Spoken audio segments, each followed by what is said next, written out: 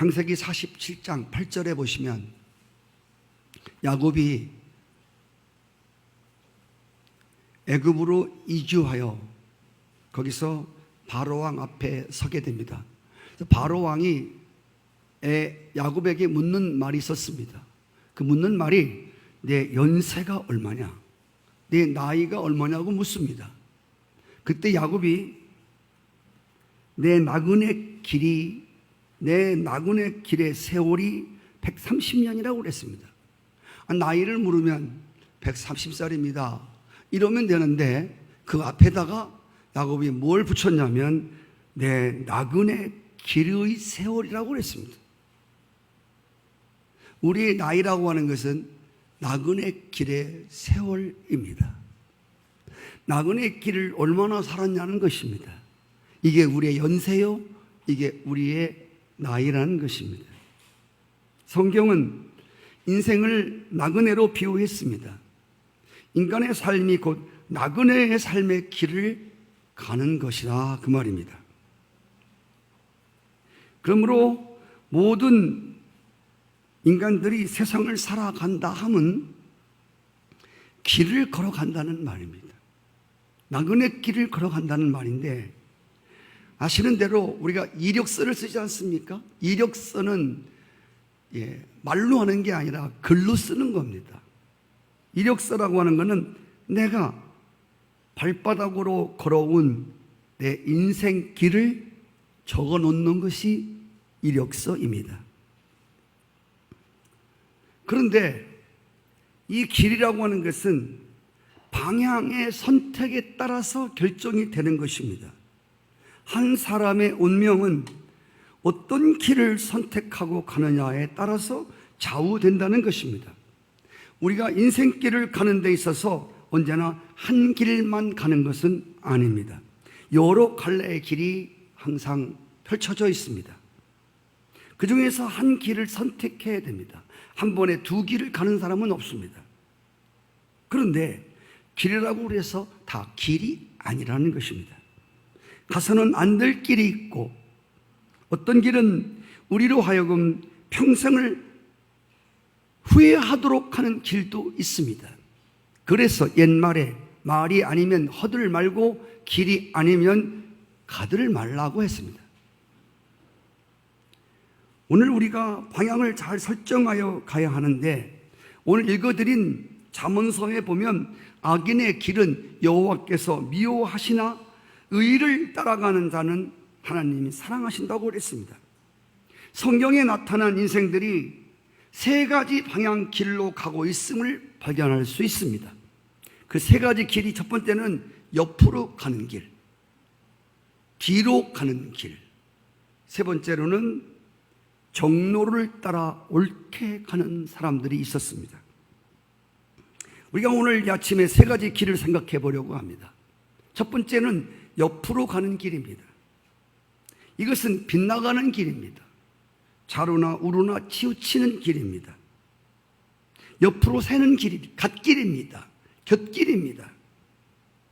이것은 자기의 생각대로 예수를 믿는 사람들을 가리킵니다. 잠언서 14장 12절에 보면 어떤 길은 자기가 보기에 옳게 보이지만 필경은 죽는 길이라고 말했습니다.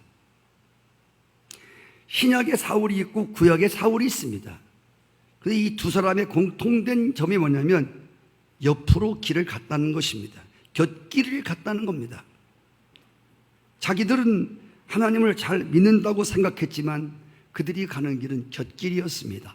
옆으로 가는 길이었단 말입니다. 죄라고 하는 원어의 뜻은 하마르티아라는 말입니다. 하마르티아라는 뜻은 관역에서 화살을 쏘았는데 빗나갔다는 말입니다. 다시 말하면 정로에서 빗나간 길이 바로 죄라는 것입니다. 이사야 55장에 보시면 하나님이 내 생각과 너의 생각은 다르다, 내 길은 너의 길과 다르다고 말씀했습니다. 마태복음에 보시면 동방 박사들이 별을 따라서 똑바로 걸었습니다. 똑바로 걸어왔습니다. 예수님이 계신 곳에 똑바로 향했습니다. 산을 넘고 물을 건넜지만 그들은 흔들리지 않았습니다. 그러다가 예루살렘에 가까이 왔을 때에 그들은 별의 인도를 받지 아니하고 자신들의 이성이 작동하는 길을 가게 됩니다. 메시아가 오시는데, 그리스도가 오시는데 아마도 저 화려한 예루살렘에서 오실 거야 라고 하는 생각이 번뜩 들었습니다. 그래서 이 동방 박사들은 자신들이 생각하는 대로 예루살렘으로 갔습니다. 별의 인도를 받지 아니하고 예루살렘으로 가는, 그것은 바로 곁길이었습니다. 빗나가는 길이었다 말입니다.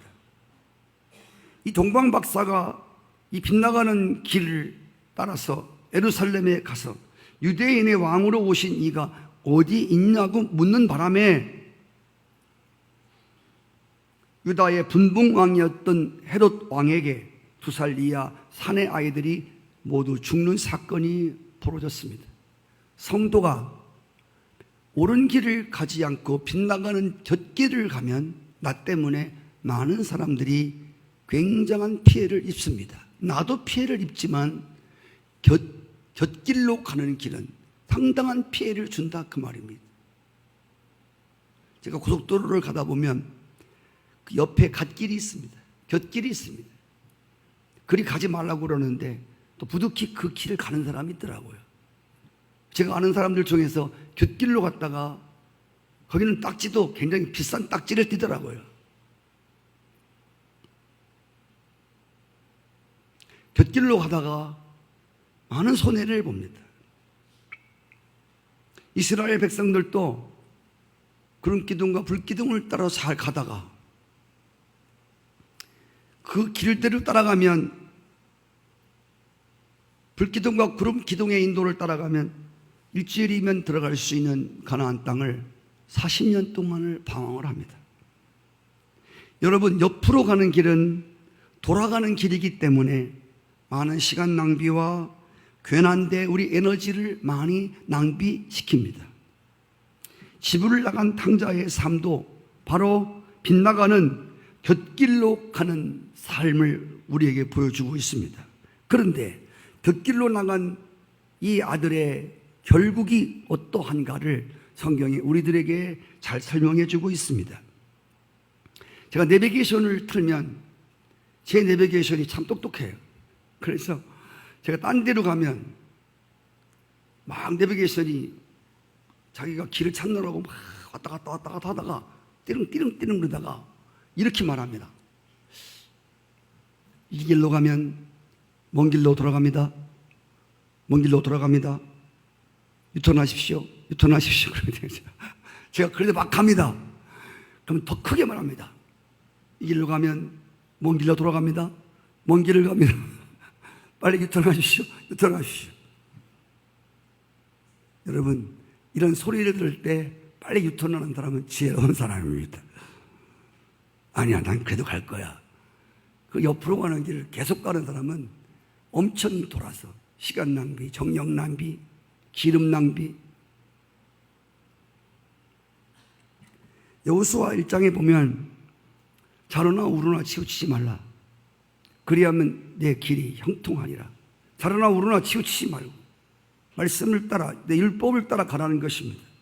자로나 우로나 치우치지 말고. 좌라고 하는 것은 좌측은 뭐냐면 내 생각, 내 경험, 내 지식, 내 느낌, 감정으로 가는 길입니다. 어쩐지 이 길을 가고 싶다는 거야. 어쩐지 그 사람이 마음에 든다는 거야. 어쩐지. 이건 내 느낌입니다.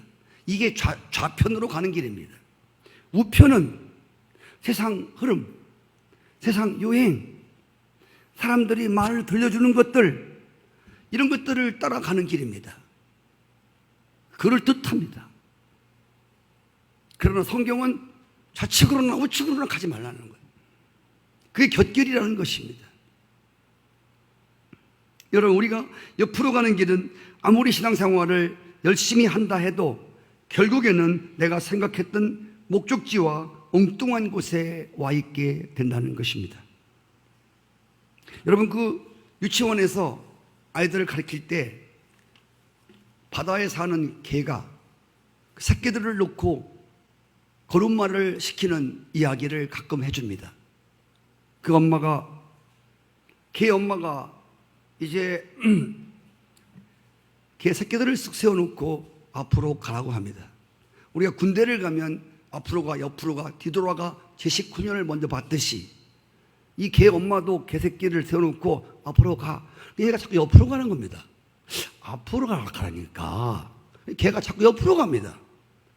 그러니까 이 엄마가 내가 시범을 보여줄게. 시범을 딱 보여줍니다. 봤지? 앞으로 가. 근데 또 개들이 옆으로 다 가는 겁니다. 앞으로 가라니까. 이 정말 골통 개들이네 이거. 앞으로 가라. 내가 앞으로 가라고 시범을 보여줬잖아. 여러분, 여기서 개 엄마의 두 가지 착각이 있습니다. 하나는 자기가 옆으로 가면서 똑바로 가는 줄 알았습니다. 또 하나는 늘 옆으로 가는 사람은 똑바로 가는 사람을 볼 때 다 삐뚤어 가는 것처럼 보인다는 것입니다. 옆으로 길을 가면서도 가다 보면 어떻게 되겠지 하는 이런 막연한 길을 가는 걸음을 우린 멈추어야 합니다. 오늘 성경에서 나타난 길 중에서 뒤로 가는 길이 있습니다. 거꾸로 가는 길입니다. 역행하는 길입니다. 등을 돌리고 가는 길입니다. 대표적인 인물이 요나라는 사람입니다.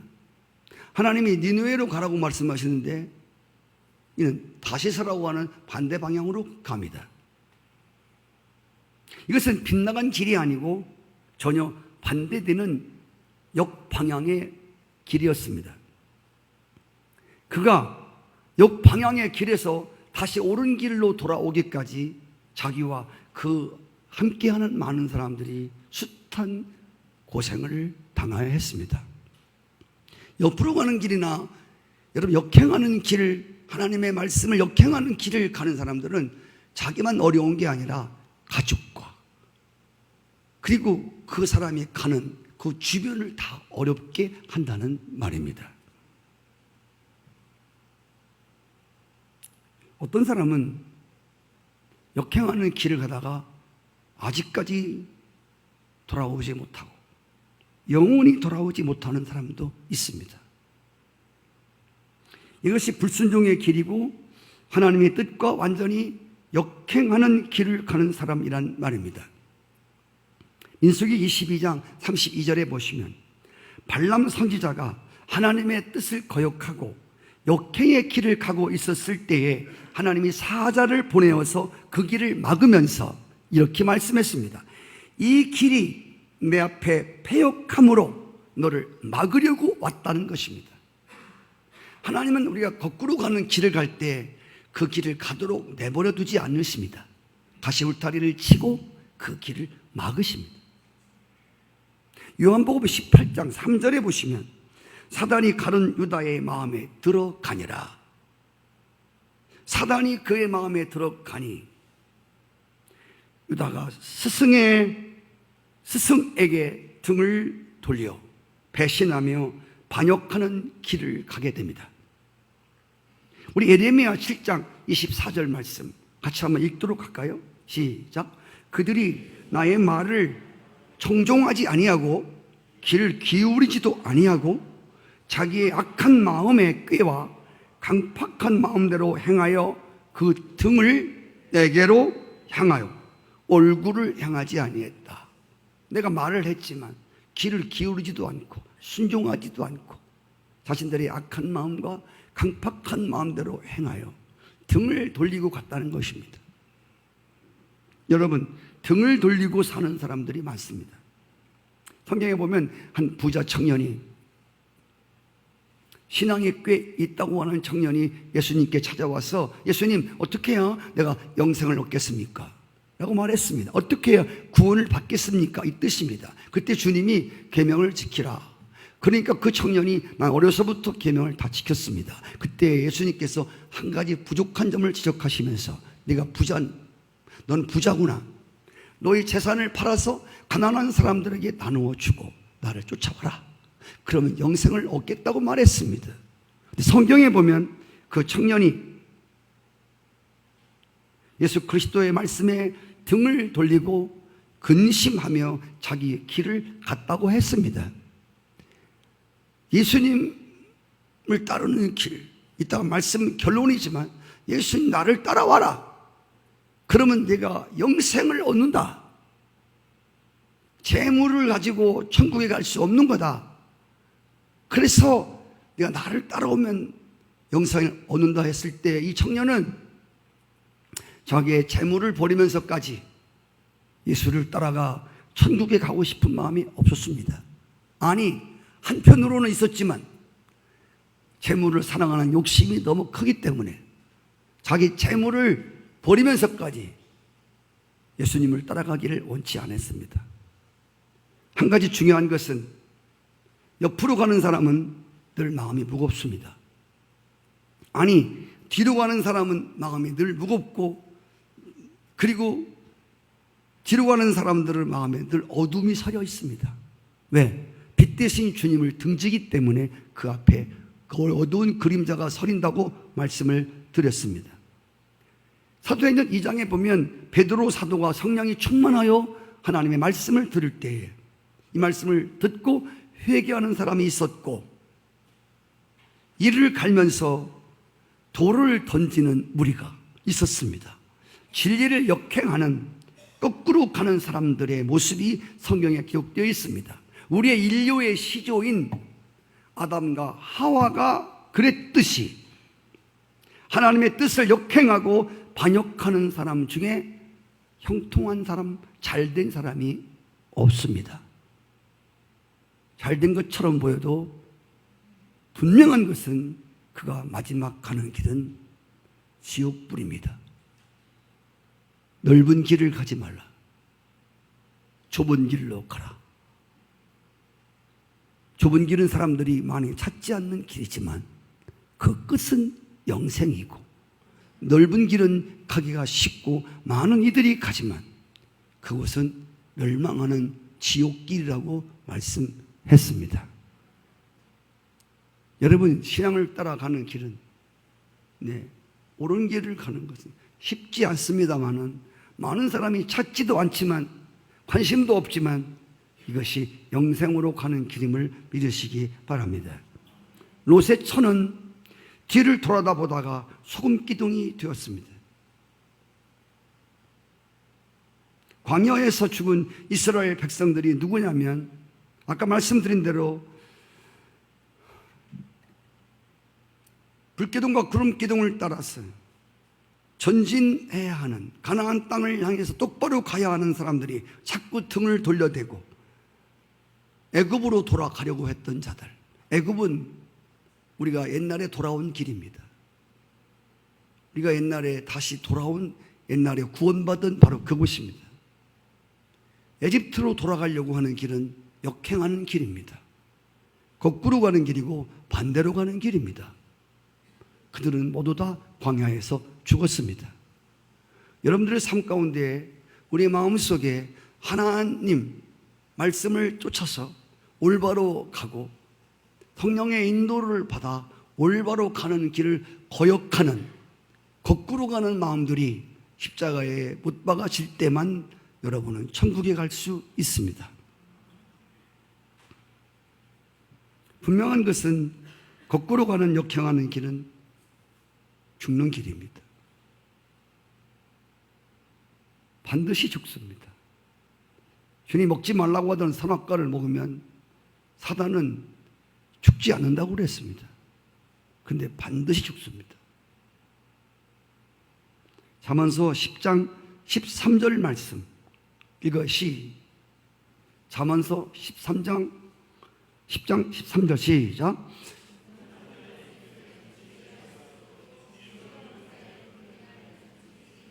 지혜가 없는 자의 등, 지혜가 없는 자의 등이 뭡니까? 이것은 등을 돌리고 거꾸로 가는 사람들을 말합니다. 지혜 없는 사람들이 거꾸로 갑니다. 거꾸로 가는 사람들의 등에는 채찍이 있습니다. 이 채찍은 주님의 징계의 채찍입니다. 사랑의 채찍입니다. 아프게 하기 위한 목적이 아니라 이 거꾸로 등을 돌리고 역행하는 사람들의 삶의 등에 채찍을 하나님이 때리는 것은 그들을 돌이키기 위한 하나님의 마지막 사랑의 채찍임을 우리가 아셔야 됩니다. 이스라엘 백성들은 이 채찍을 머리서부터 발끝까지 맞으면서도 그들은 하나님께로 돌아오지 않았습니다. 끝까지 역행하는 길을 가서 그들은 나라를 잃어버리고 그렇게 비참한 세월을 보내야 했습니다. 그런데 성경에 보면 역행하던 발람 선지자는 나귀의 말을 듣고 눈이 밝아져서 잘못된 길에서 돌이켜서 죽음의 위기를 모면한 사건이 있었습니다. 이게 바로 역행하는 길을 가는 사람들의 모습입니다. 마지막으로 정로를 가는, 옳은 길을 가는 사람들이 있습니다. 하나님의 말씀을 앞장 세우고 가는 사람, 성령의 인도하심으로 불기둥과 구름기둥을 따라가는 자들, 주의 뜻을 따라 순종으로 가는 길, 진정한 인도자의 가이드의 길을 따라가는 사람들을 말합니다. 옆으로 가는 인생, 역행하는 인생들을 위해서 하나님이 길 되시고 생명 되신 예수 그리스도를 보내주셨습니다. 정로를 따라가는 길은 예수님을 따라가는 길입니다. 말씀을 따라가는 길입니다. 창세기 12장 4절에 보면 이 아브라함이 여호와의 말씀을 따라갔고 하나님이 명령하셨을 때 어디로 가야 할지 몰랐지만 아브라함은 하나님의 말씀을 쫓아서 갔습니다. 항상 옳은 길은 아까 말씀드린 대로 가기가 쉽지 않지만 반드시 거기에는 승리의 기쁨이 있습니다. 이삭을 바치라고 할 때 냉큼 순종할 수 없는 하나님 말씀이었지만 그는 하나님 말씀을 듣고 뒷걸음질 하지 않았습니다. 그래서 그는 자기의 독자 이삭을 잡으려고 칼을 대었습니다. 사도 바울은 빌립보 4장에서 뒤의 것을 잊어버리고 앞의 것을 잡으려고 달려가라고 했습니다. 오늘 우리 나그네 인생길에서 부끄러움 없고 후회 없는 삶을 살기 위해서는 앞에서 부름의 상을 위해서 달려가는 삶을 살아야 합니다. 하나님의 법궤를 메고 벳세메스로 가는 암소의 이야기가 성경에 기록되어 있습니다. 젖되지 않은 얼마 안 돼서 암소의 젖에서 뚝뚝 젖물이 떨어지는 때, 그때 암소에게 하나님의 법궤를 실려서 보냅니다. 아시는 대로 뒤에서 구슬프게 송아지들이 엄마의 젖을 그리워하며 구슬프게 따라옵니다. 그런데 법궤를 싣고 하나님의 명령을 따라가는 이 벳세메스로 가는 소가 사명을 감당하기 위해서 뒤에서 구슬프게 부르는 새끼를 돌아보지 않습니다. 자느나 우르나 치우치지 않고. 여러분, 소도 웁니다. 저는 소를 우는 걸 진짜 봤습니다. 소도 슬프면 울어요. 그 큰 눈에서 눈물을 뚝뚝 흘리면서 하나님 주신 사명 그리고 목적지를 향하여 전전해가는 벳세메스 소를 주님 우리에게 보여주었습니다. 짐승도 하나님께로부터 부여받은 사명을 위해 멍에를 지고 똑바로 갔거늘 하나님의 형상을 닮은 인간들이 하나님의 말씀을 따라 정로를 가는 게 마땅치 아니한가? 성경은 우리에게 질문합니다. 시편 49편 20절에 보면 사람이 존귀한 존재이지만 깨닫지 못하는 자는 멸망하는 짐승 같다고 했습니다. 말씀을 듣고도 깨닫지 못하는 자들은 짐승만 또 못하다는 것입니다. 여러분, 그 유명한 리빙스턴이라는 사람이 있습니다. 신실한 기독교인이었습니다. 아프리카에 선교하다가 기꺼이 순교의 제물로 드려진 생명입니다. 그의 리빙스턴이 장례식을 치르는데 어느 허름한 옷차림을 한 늙은이가 흐느껴 울고 있었습니다. 이 늙은이는 리빙스턴과 둘도 없는 친구였고 옛날 같은 학교를 다녔고 같은 직장에서 일했던 친구입니다. 그런데 리빙스턴은 젊은 날에 신앙의 길을 갖고 친구는 술주정뱅이의 방탕한 길을 살았던 사람입니다. 리빙스턴의 거룩한 죽음 앞에서 성도들이 찬송을 부르는 거룩한 엄숙한 장례식장에서 마치 사도 바울처럼 사명을 위해서 인생을 불살라고 승리했던 승리의 찬가를 부르는 그 앞에서 초라한 거지 옷을 짓고 흐느껴 우는 불행한 한 인생. 그런 곁길로 간 인생이고 사람을 지은 하나님의 뜻에 역행하는 길을 간 사람이었습니다. 우리말에 거꾸로 가도 서울만 가면 된다는 속담이 있습니다. 대단히 잘못된 속담입니다. 우리 그리스도인은 이 속담을 철저히 배제해야 합니다. 말씀드린 대로 부산으로 가는 사람이 서울로 갈 사람이 부산으로 가면서 서울에 도착할 거야 라고 생각한다면 이 얼마나 무지한 사람이냐 그 말이에요. 서울로 가려면 서울 가는 길을 가야 됩니다. 혹시 아무 데로나 서울을 갈지 몰라도 하나님 나라 천국은 옆길로 가서 뒷길로 가서 역행하는 길을 가서는 결코 도착할 수 없는 곳입니다. 내가 길이요 진리요 생명이니 내가 길이다. 이 길을 따라오지 않고는 천국에 이를 자가 없느니라. 구원의 길은, 영생의 길은, 진리의 길은, 옳은 정로의 길은 예수 그리스도이십니다.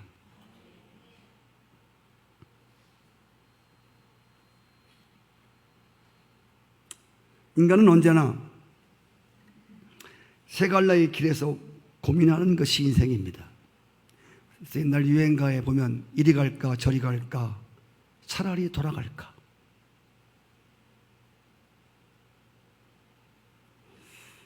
이 세 가지 길에서 항상 어느 길을 선택하지 못해서 고민한 것이 인생입니다.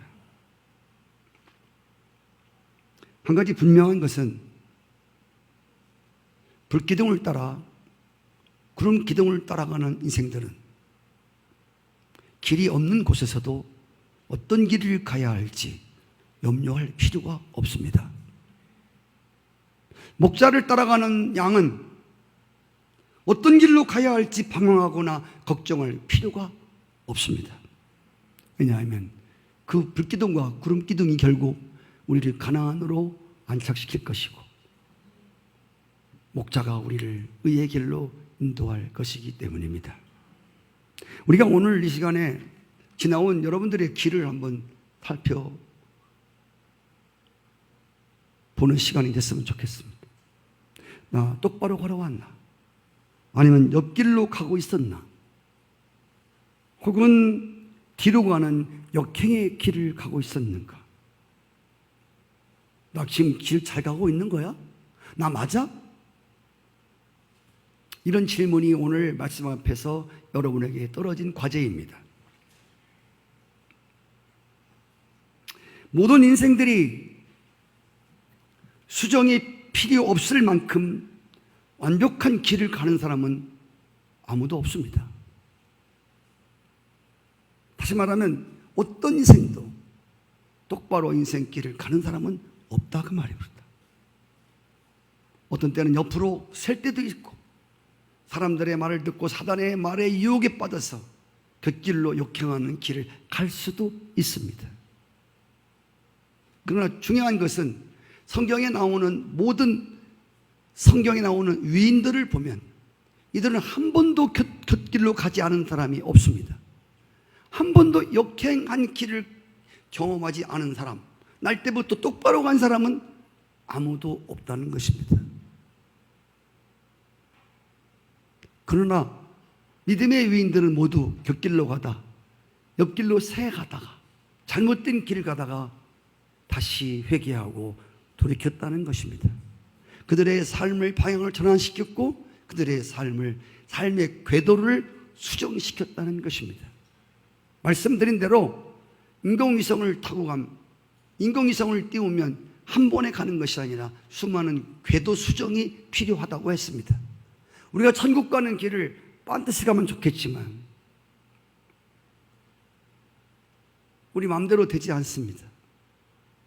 똑바로 가고는 싶은데 똑바로 가고 싶어요. 똑바로 걷고 싶어요. 그런 마음은 있지만 환경 때문에 또 우리 아직까지 온전치 못한 또 인성과 덕성 때문에 또 우리가 곁길로 갈 때가 있다는 것입니다. 그래서 인생들은 모두 수정이 필요합니다.